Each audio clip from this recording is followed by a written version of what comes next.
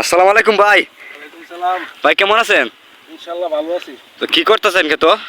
আমি ভাই ক্ষেতের বন্ডি ভাই চাইতেছি। ও, এটা কি ক্ষেত? মরিচ ক্ষেত না? মরিচ ক্ষেত। ক্ষেত কার আপনার ওই? জি। তো এই ক্ষেত তো মরিচ তো ভালো হয়েছে দেখতাছি। ইনশাআল্লাহ আল্লাহর রহমতে মরিচ ভালো হয়েছে। তো মরিচ কি বিক্রি বিক্রি করবেন নাকি এখন? না এখন বিক্রি করতাম না, মরিচ শুকায়া হ্যাঁ। বেচলে আমি ভালো দাম পাবো, অনেক বেচলে মরিচের দামটা কম। ও বুঝছি। তো আপনাদের এলাকাটার নামটা বলে দেন। হইলো খলিলাবাস। হ্যাঁ খলিলাবাস পশ্চিমপাড়া। বুঝছি। তো ভাই আপনি এই ক্ষেতটা কতদিন যাবত করতেছেন?